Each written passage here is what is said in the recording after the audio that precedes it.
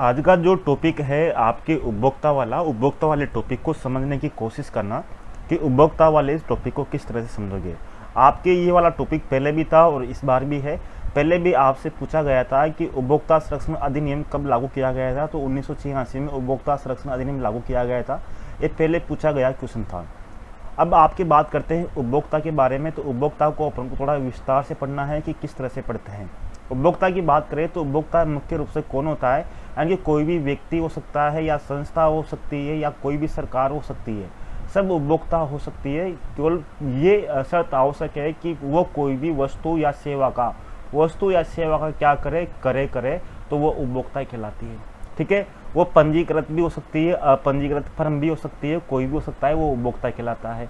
बात करें तो विश्व की बात करें, विश्व के संदर्भ में बात करें तो उपभोक्ता अधिकारों का जन्म बहुत बाद में हुआ।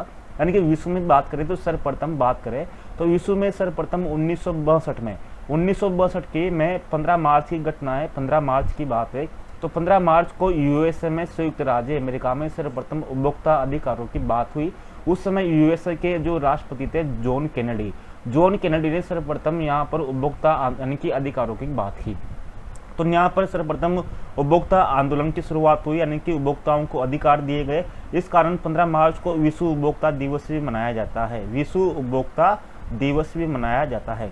लेकिन उस समय तक भारत में कोई भी उपभोक्ता कानून नहीं था, यानी कि मुख्य रूप से दुकानदार यानी कि जो विक्रेता था वही उस समय उनके पास सर्वस्वी अधिकार थे। यानी कि उपभोक्ता किसी तरह की शिकायत नहीं, किसी भी तंत्र के कोई निवारण तंत्र नहीं था।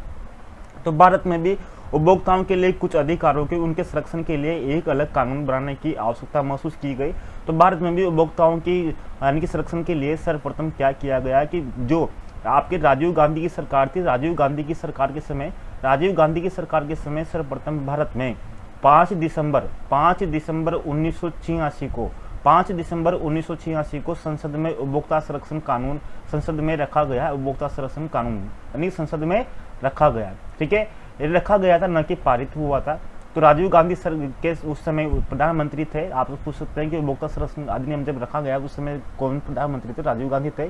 और ये 24 दिसंबर की बात है, तो 24 दिसंबर 1986 को, यानी कि इसको जो उस समय जो भारत के राष्ट्रपति थे ज्ञानी जेल सिंह ने उस समय इस उपभोक्ता संरक्षण अधिनियम को मंजूरी दी।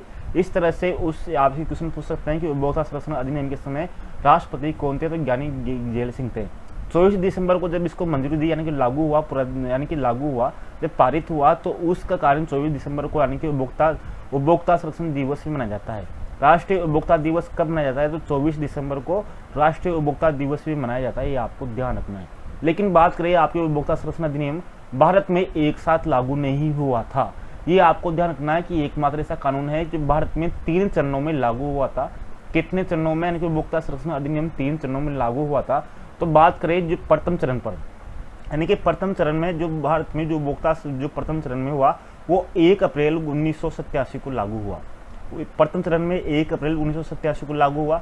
लेकिन दूसरा चरण था आपके 8 अप्रैल 1987 को, और तीसरा चरण था आपके 15 अप्रैल 1987 को। 15 अप्रैल 1987 को संपूर्ण भारत में उपभोक्ता संरक्षण अधिनियम लागू किया गया। तो आपसे पूछ सकते हैं कि संपूर्ण भारत में उपभोक्ता संरक्षण अधिनियम कब लागू हुआ? तो 15 अप्रैल 1987 को। कब बना? तो 1986 में बना था। यानी कब बना था? यानी कि 24 दिसंबर 1986 में उपभोक्ता संरक्षण अधिनियम बना था। आपसे भी पूछ सकते हैं कि कोपरा क्या है? तो कोपरा यानी कि जो आपके उपभोक्ता संरक्षण अधिनियम है, तो उपभोक्ता संरक्षण अधिनियम का दूसरा नाम क्या है? कोपरा कहा जाता है। ये क्वेश्चन आपसे पूछ सकते हैं। ठीक है, ये चीजें आपको ध्यान रखनी है। अब भारत में किस तरह से, यानी कि इस अधिनियम के उपभोक्ता संरक्षण अधिनियम को लाने की आवश्यकता क्यों महसूस की गई? इसकी लाने की आवश्यकता इसलिए से महसूस की गई, आवश्यकता के कारण क्या थे? यानी कि आवश्यकता के कारण क्या थे? तो कारणों को देखेंगे तो मुख्य कौन से कारण थे? जो उपभोक्ता थे, तो उपभोक्ताओं के जो हितों की रक्षा करने के लिए, उपभोक्ताओं के हितों की रक्षा करने के लिए इस कानून की आवश्यकता थी। साथ में जो उपभोक्ताओं के जो अधिकार थे, तो अधिकारों का संरक्षण करने के लिए भी इस कानून की आवश्यकता थी। इसी तरह बात करें तो इस अधिनियम के द्वारा ये भी तय किया गया है कि इस अधिनियम के द्वारा जो कानून बनाए गए तो उसमें से समय समय पर सरकार को भी परामर्श दिया जा सकता है, सरकार को भी परामर्श दिया जा सकता है कि कौन कौन से ऐसे कानून बनाए उपभोक्ताओं के लिए, ताकि सरकार को परामर्श देने के लिए इस अधिनियम को बनाने की आवश्यकता महसूस की गई। और साथ में इस कानून के द्वारा यानी कि उपभोक्ताओं के जो जितने भी विवाद है, उपभोक्ताओं के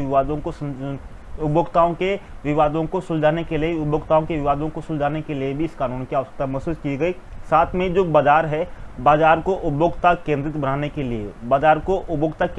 के लिए यानी कि उनकी मनमार्जी, दुकानदारों की मनमार्जी रोकने के लिए, यानी कि विक्रेता की मनमार्जी रोकने के लिए इस कानून की आवश्यकता महसूस की गई।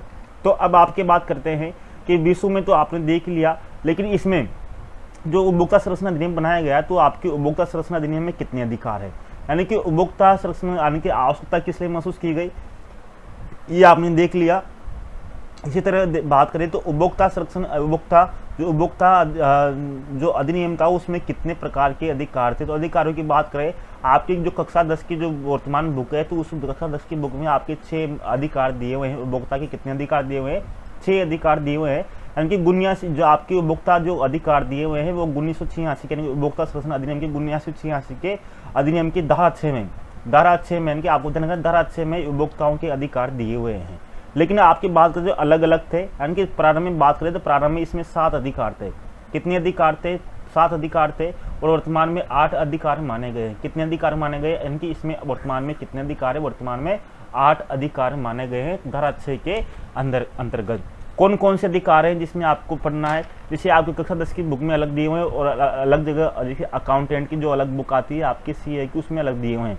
जैसे आपके एक तो उपभोक्ताओं को सुरक्षा का अधिकार है, यानी कि सुरक्षा का अधिकार, यानी कि प्रत्येक उपभोक्ता को अपनी सुरक्षा का अधिकार है, वस्तुओं की सुरक्षा का अधिकार है। इसी तरह आपको चयन पसंदगी का अधिकार है, यानी कि उपभोक्ताओं को अनेक वस्तुओं में से एक वस्तु पसंद करने का अधिकार है, चयन पसंद का अधिकार है। इसी तरह उपभोक्ताओं को सुनवाई का अधिकार है, यानी कि उसको अपनी जो भी दलील है, जो भी अपने साथ अन्याय हुआ है उसको सुनवाई का अधिकार दिया गया है।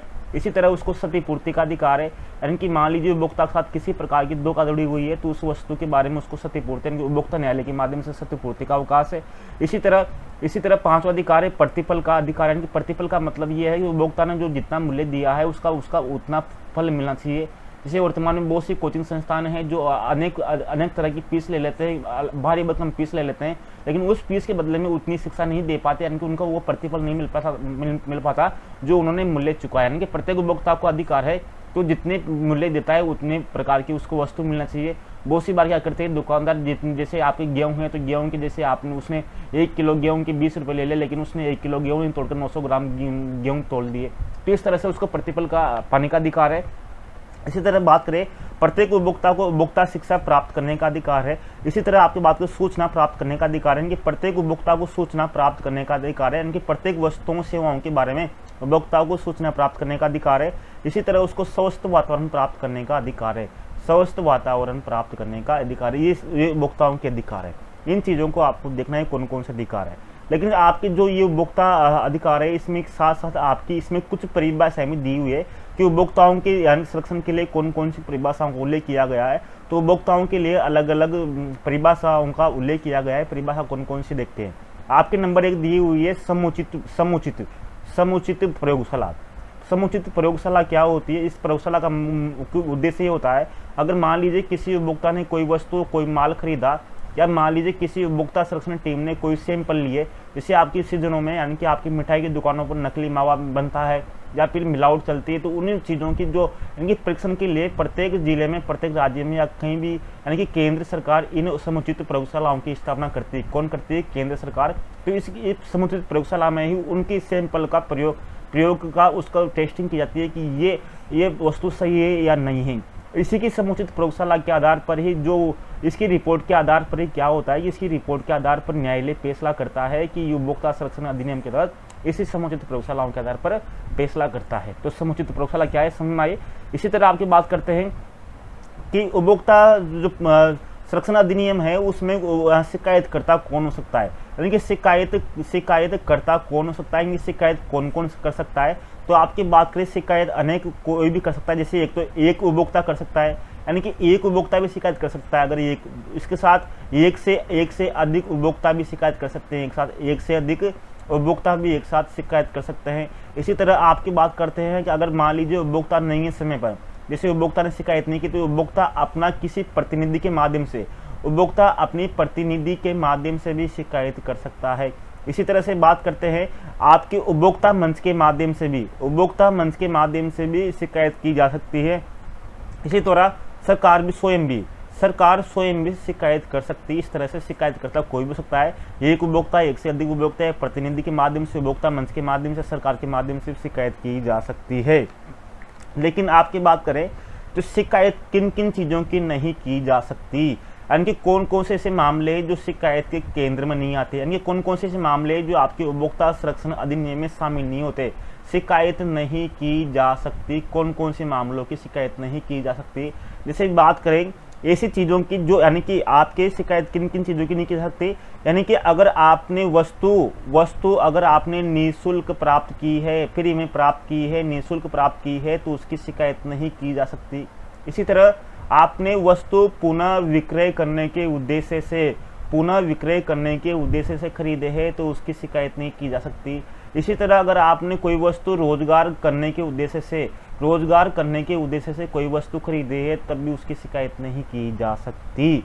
इस तरह से आपको ध्यान रखना है। अब आप शिकायत कैसे करोगे, यानी कि आप शिकायत कैसे कर सकते हो, यानी कि शिकायत करने का आपके पास क्या अधिकार है। देखिए, आपके पास शिकायत करने का क्या अधिकार है, यानी कि आपकी शिकायत निम्न मामलों में कर सकते हो। शिकायत किन मामलों में कर सकते हो आप किसी में भी, तो शिकायत आप निम्न मामलों में कर सकते हो। नंबर 1, अगर कोई भी व्यापारी, कोई भी दुकानदार आपसे अनुचित व्यवहार करे, अनुचित व्यवहार करने पर भी आप शिकायत कर सकते हो। ठीक है। इसी तरह बात करें, अगर आपसे कोई व्यापारी या दुकानदार एमआरपी से ज़्यादा कीमत ले, तब भी आपके, यानी कि एमआरपी से ज़्यादा कीमत में बेचे या आपसे ज़्यादा कीमत ले, तभी आप शिकायत कर सकते हैं। इसी तरह आपकी जो वस्तु या माल सेवा है, उसकी माल की पैकिंग खराब हो, तभी आप शिकायत कर सकते हैं। इसी तरह आपका जो मामला है, यानी कि आपका जो उचित समय पर निष्पादन न होने पर आपको कौन सी भी जैसे वस्तु है, सेवा है, उसका आपको उसने जो कहा है कि इस समय मैं ठीक कर दूंगा, इस समय मैं वापस कर दूंगा, तो उचित समय में जब आपका मामला निष्पादन, यानी कि उचित समय पर मामला का निष्पादन ना हो, तब भी आप शिकायत कर सकते हैं। ये आपको ध्यान रखना है। ठीक है।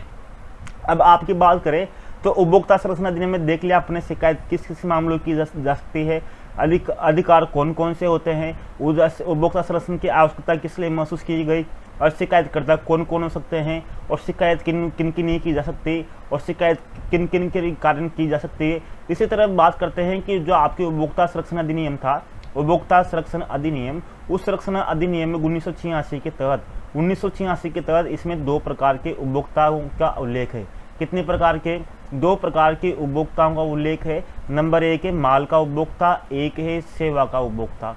माल का मतलब है कि वस्तु, यानी कि कोई भी ऐसी वस्तु जिसको हम छू सकते हैं उसको क्या कहते हैं, यानी कि माल कहते हैं। जिसको देख सकते हैं उसको वस्तु कहते हैं। सेवा ऐसी होती है जिसको आप मतलब न छू सकते, न देख सकते, केवल महसूस कर सकते हैं कि भाई ये सेवा है। जैसे बीमा सेवा हो गई, आपकी बैंकिंग सेवा हो गई, परिवहन सेवा हो गई, अध्यापक की सेवा हो गई, जिसको अपन क्या है महसूस ही कर सकते हैं कि भाई ये है, जबकि इसको छू भी सकते हैं, यानी कि इस तरह से आपके अलग अलग है। अब आपकी बात करें उपभोक्ताओं से संबंधित जो आपकी कुछ चीज़ें हो गई, लेकिन उपभोक्ता जो संरक्षण अधिनियम है उसको अच्छी तरह से स्थापित करने के लिए अलग अलग चीज़ों का स्थापना की गई। जैसे एक तो आपकी उपभोक्ता संरक्षण परिषद की स्थापना की गई, इसी तरह आपकी उपभोक्ता वाद निवारण मंच की स्थापना की गई, यानी कि 2 तरह की चीज़ों की स्थापना की गई। नंबर 1 बात करेंगे अपन उपभोक्ता संरक्षण परिषद का। उपभोक्ता संरक्षण परिषद की बात करते हैं तो इसमें क्या करना है, यानी कि ये उपभोक्ता संरक्षण परिषद का मुख्य उद्देश्य क्या होता है। इसका उद्देश्य ये होता है कि ये, यानी कि ये उपभोक्ता विवाद होता है, उपभोक्ता विवाद, जितने भी उपभोक्ता विवाद होता है उससे इसका कोई भी लेना देना नहीं होता है। इसका काम क्या होता है, इसका मुख्य काम क्या होता है कि जो समय समय पर जो कानून बनते हैं उनको लागू करना। उपभोक्ताओं से संबंधित जो भी कानून बनते हैं उन कानूनों को लागू करना इसका मुख्य काम होता है, न कि उपभोक्ता विवादों का, यानी कि उसका निपटारा करना। इसका काम तो अलग हम पढ़ेंगे थोड़ी देर बाद में, तो उसका काम होता है। उपभोक्ता संरक्षण परिषद का जो मुख्य काम है, इसके द्वारा जो उपभोक्ता संरक्षण परिषद के माध्यम से 3 चरणों पर कानून बनाए जाते हैं। कितने स्तर पर? 3 चरणों में। नंबर सबसे ऊपर स्तर पर होता है केंद्रीय स्तर पर। केंद्रीय स्तर पर होता है, एक होता है राज्य स्तर पर और एक होता है जिला स्तर पर। 3 तरह से इसके कानून बनाए जाते हैं।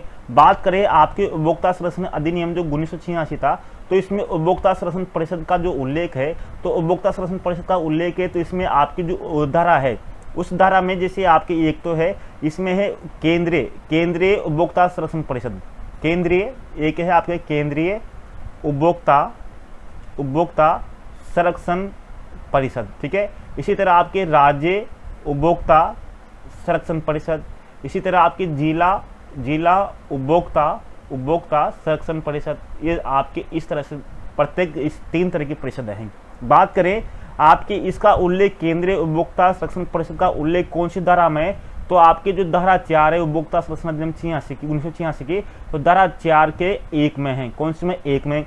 इसी तरह आपकी इसकी जो आपके राज्य उपभोक्ता संरक्षण अधिनियम जो है, ये आपके धारा 7 के ए में है। और ये आपके जिला उपभोक्ता संरक्षण अधिनियम ये आपके धारा 8 ए में है, ठीक है। कौन सी में?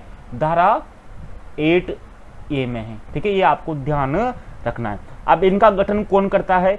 केंद्रीय उपभोक्ता संरक्षण परिषद का गठन कौन करता है? केंद्र सरकार करती है। कौन करती है? केंद्र सरकार करती है। इसका राज्य सरकार करती है और इसका भी राज्य सरकार ही करती है।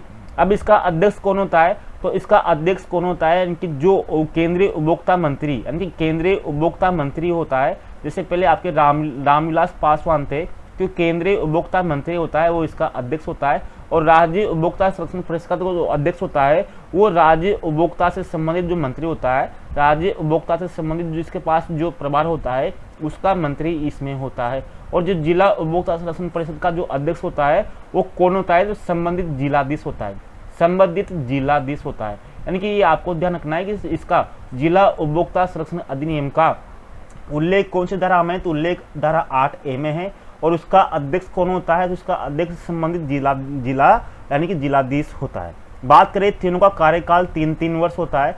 केंद्र का मानो या राज्य का मानो या जिला का मानो, इन तीनों का तीनों उपभोक्ता संरक्षण परिषदों का जो कार्यकाल होता है वो 3 वर्ष होता है। इसी तरह आपकी बात करें जो जिला उपभोक्ता संरक्षण परिषद है, इसके मामलों की विरुद्ध अपील यहाँ पर राज्य उपभोक्ता संरक्षण परिषद में की जा सकती है। और राज्य उपभोक्ता संरक्षण परिषद की जो अपील है और केंद्रीय उपभोक्ता संरक्षण परिषद में की जा सकती है। लेकिन केंद्रीय उपभोक्ता संरक्षण परिषद की विरुद्ध अपील किसी में भी नहीं की जा सकती या स्रोत होती है।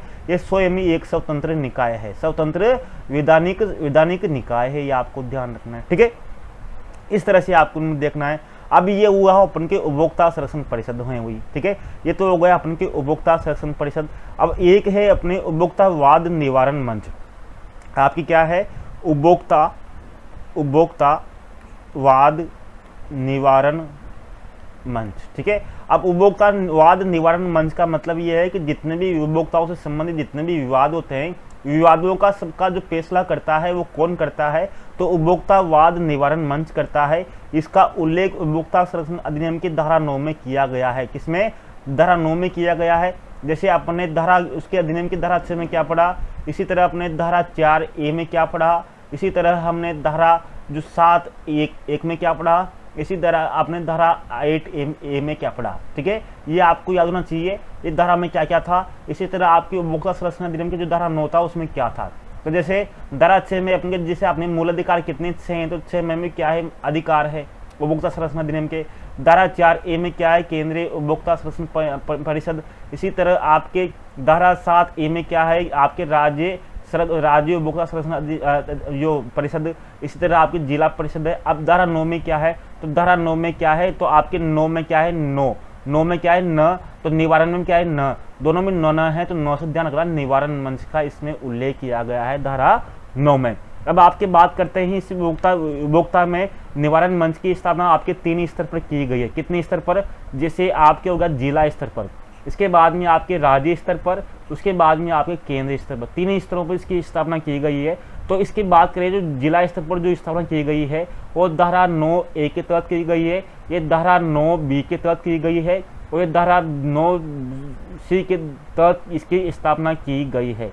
बात करें जिला स्तर की बात करें तो इसका गठन जो होता है इसका गठन कौन करती है? राज्य सरकार करती है। कौन? राज्य सरकार। इसका गठन भी राज्य सरकार करती है और इसका गठन कौन करती है? केंद्र सरकार करती है। ठीक है।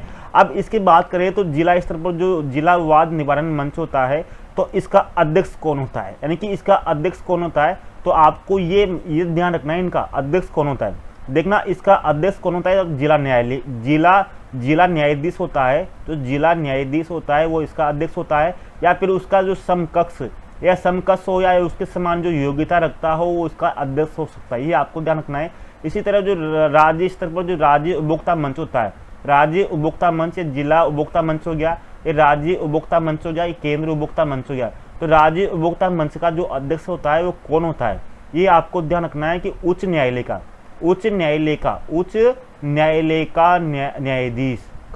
न्यायाधीश। ये आपको ध्यान रखना है कि यहाँ मैंने मुख्य न्यायाधीश नहीं लिखाया। आप एक तो वहाँ कंफ्यूज हो जाओ कि मुख्य न्यायाधीश याद नहीं करना, केवल आपको न्यायाधीश यानी कि उच्च न्यायालय के न्यायाधीश इसके अध्यक्ष होते हैं। अगर वह ना हो तो उसके समान जो योग्यता रखता हो या उसके समान कोई समकक्ष हो उसका अध्यक्ष होता है। इसी तरह आप केंद्रीय उपभोक्ता मंच की बात करें तो इसका जो अध्यक्ष होता है वह उच्चतम न्यायालय को सर्वोच्च न्यायालय भी कहते हैं। तो उच्चतम न्यायालय का जो न्यायाधीश होते हैं, उच्चतम न्यायालय में जो न्यायाधीश होते हैं उन न्यायाधीशों में से कोई इसका अध्यक्ष हो सकता है। ठीक है, न कि मुख्य न्यायाधीश की बात कर रहा हूं मैं, केवल आपको न्यायाधीश याद रखना है, न कि मुख्य न्यायाधीश। ठीक है, या उसके समकक्ष जो योग्यता रखता है उसका अध्यक्ष होता है। ठीक है, ये आपको ध्यान रखना है कि जिला उपभोक्ता मंच, राज्य उपभोक्ता मंच और केंद्रीय उपभोक्ता मंच। ठीक है, अब इसके कार्यकाल की बात करें, इनकी जिला स्तर के कार्यकाल की, तो इसका कार्यकाल 5 वर्ष या 65 वर्ष तक होता है। अधिकतम 65 वर्ष की आयु पूरी कर ले अगर तो उसकी सेवानिवृत्ति हो जाती है। इसी तरह 5 वर्ष तीनों की है ही सही, 5 वर्ष है इसे, लेकिन इसकी जो अधिकतम आयु है, जैसे इसकी 65 वर्ष है, इसकी 67 वर्ष है और इसकी 70 वर्ष है। ठीक है, 70 वर्ष तक इसमें कार्य कर सकता है। इसी तरह आपकी बात करें तो ये जिला उपभोक्ता मंच है, कितने रुपए तक के मामलों के फैसले सुनता है, जैसे आपके अलग अलग दिया हुआ है। जैसे अभी वर्तमान की बात करें, वर्तमान समय की बात करें तो जिला मंच जो है, जो अभी लगभग आपके 1 करोड़ तक के मामले जो जिला उपभोक्ता मंच सुनता है। इसी तरह राज्य उपभोक्ता मंच है, वो आपके 1 करोड़ से लेकर 10 करोड़ तक के मामले आपके राज्य उपभोक्ता मंच से सुनवाई होती है। अगर आपके मामला 1 करोड़ से 10 करोड़ के बीच का है तो राज्य उपभोक्ता मंच इसकी सुनवाई करेगा। अगर 1 करोड़ से कम है तो जिला उपभोक्ता का वो आपकी सुनवाई करेगा। अगर आपका मामला 10 करोड़ से अधिक का है, यानी कि 10 करोड़ से अधिक का आपके फैसला है किसी वस्तु सेवा का, तो उसका फैसला कौन करेगा? केंद्रीय उपभोक्ता मंच, यानी कि सीधी अपील आप इसमें कर सकते हो। यानी कि अगर आपका मामला 1 से 10 करोड़ के बीच में है तभी आप राज्य उपभोक्ता मंच में अपील कर सकते हो, नहीं तो नहीं कर सकते। इसी तरह आप 10 करोड़ से अधिक का मामला है तभी आप सीधे केंद्रीय उपभोक्ता मामले में अपील कर सकते हो, नहीं तो फिर आपको किस तरह से अपील करनी होगी?